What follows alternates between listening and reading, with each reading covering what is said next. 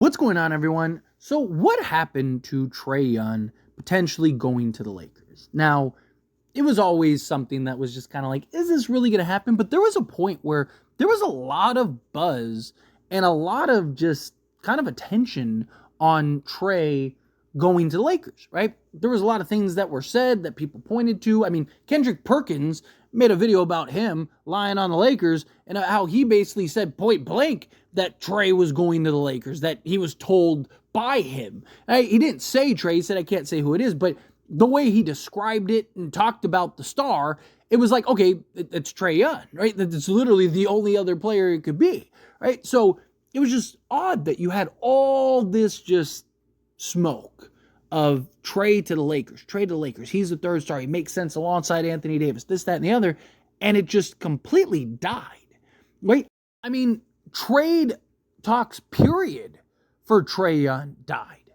Right? Like, there was a lot of conversation that, like, hey, Atlanta's going to try to trade both of them, both him and DeJounte Murray. Bare minimum, they want to trade one of them, right? There was talks that Trae doesn't want to go through a rebuild. You know, he doesn't want to stick around in Atlanta if that's what Atlanta's going to do, that he wanted the pick traded, and that, you know, if the pick wasn't traded, then he was going to request trade. You know, there was talks that Atlanta even was shopping Trae and kind of seeing what they could get for him.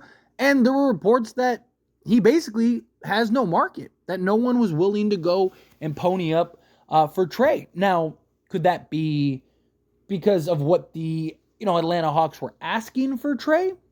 Right? Because, I mean, DeJounte Murray had a bigger market than Trae Young.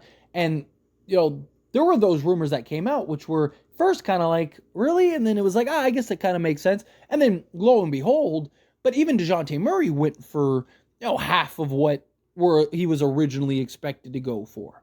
Right? So it's just like, is Atlanta holding on to Trae because the market just isn't there right now, and there's hoping that there's desperation? But then you also don't want to run the risk of losing Trae in a year or two, when he can opt out or go in free agency or something like that. So it's just, Atlanta at some point is going to have to make a decision on Trae.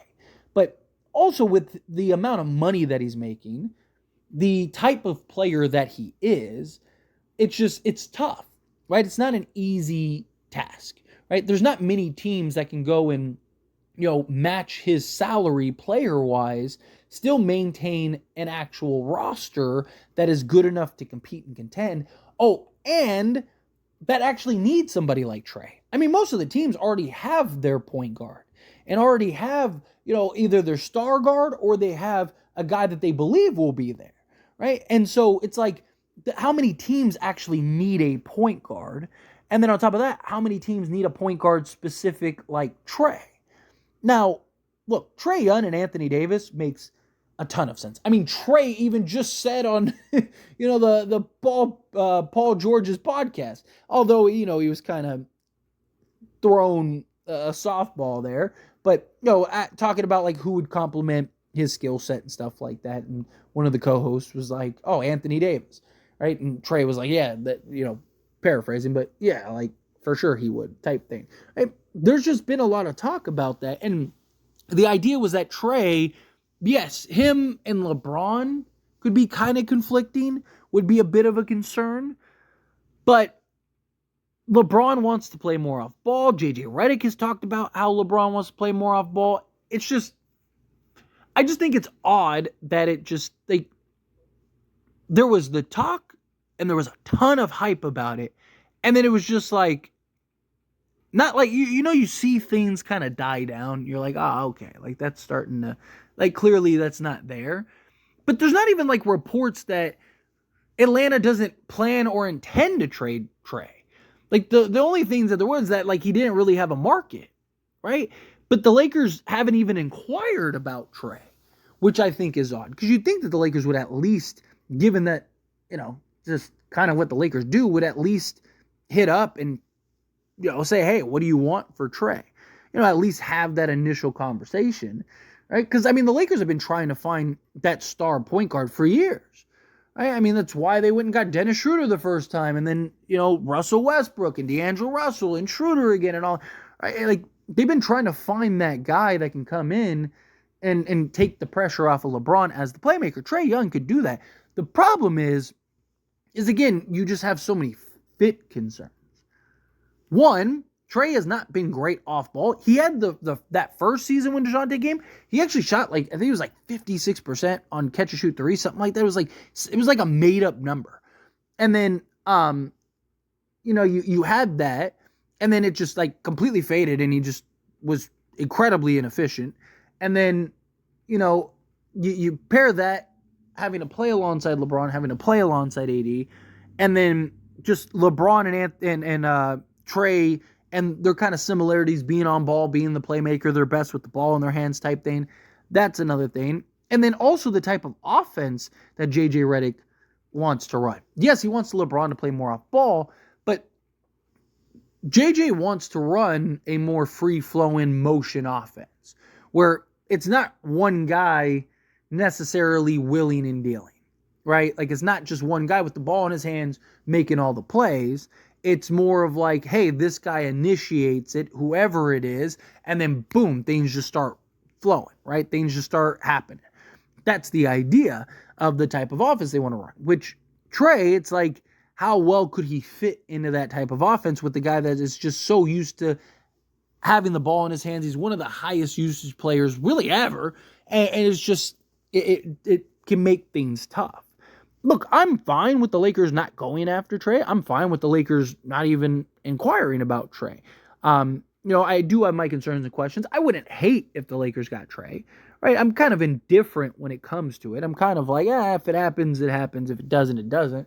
Like, I'd be excited if it happened. I do think if it works, him, Anthony Davis, and LeBron, I think good luck beating the Lakers, right? Because Trae does he basically a souped up D'Angelo Russell.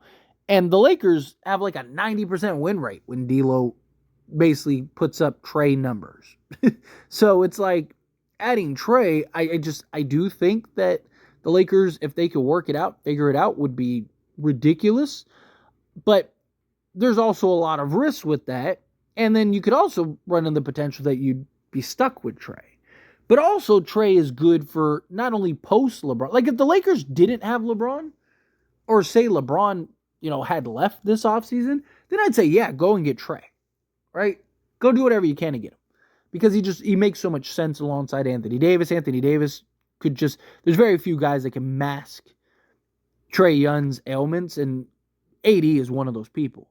But with LeBron, it's just like, I just don't think that's the best fit for the Lakers. It's just, I just find it very interesting. And I know some people in media is going to be like, oh, well, Atlanta wouldn't trade with the Lakers because they own the Lakers pick. Like, the Lakers pick isn't a lottery pick. I mean, even the last 2 years, it hasn't been a lottery pick. Right? Like, and getting Trae, I mean, you can make an argument the Lakers might be worse if it doesn't work out. Like, Atlanta could sabotage the Lakers if that doesn't work out. And if Atlanta likes the Lakers pick so much, wouldn't you want more of the Lakers picks? And also, it's just like, okay, are you really that worried about trading Trae for, the 20th pick, 25th pick? Like, when right now it's probably the 17th pick, 18th pick, right? Like, no, you'd be trading Trae to get, one, off of his contract, and two, to get some pieces that maybe make sense for the future, right? Maybe you get a Max Christie or a Dalton Connect or something like that makes sense for the future. Like, I think if the Lakers made an offer that Atlanta liked, I think Atlanta would do it. Or if any team. I think if any team made an offer for Atlanta, or to Atlanta for Trae, I think they would do it. I don't think that they're really married to Trae the way that most teams are to their superstar. And I think Trae, if he could go to the place that he wants to, I think he would. Right? I just think it's just kind of like, hey, all sides are kind of being patient. Again, the market's not really there for Trae. Kind of just trying to wait to see what develops and what ends up happening. Plus, there were the injury concerns last year, and he wasn't really anywhere close to the same post-injury. So I'm sure teams also want to make sure, like, he's good and healthy and fine, and that hand isn't bothering him or anything like that. So, You don't want to go and invest a bunch of money into going and trading for this guy. And maybe that's what the Lakers are doing, right? Maybe the Lakers want to see. The Lakers haven't made a trade yet, right? A lot of talks about Trae. Maybe the Lakers are waiting around to see, like, hey, we just want to make sure Trae can play and get back to being that guy, right? And then if he does, then it's like, okay, let's go trade for him, right? So maybe the Lakers go and trade for Trae around the trade deadline or something. Or, maybe they have had conversations, right? Lakers have done plenty of deals in silence before. It was not that far-fetched to think that maybe the Lakers have had conversations with Atlanta. Maybe they're having conversations right now. I just think it's weird that went from like an abundance of noise to like zero.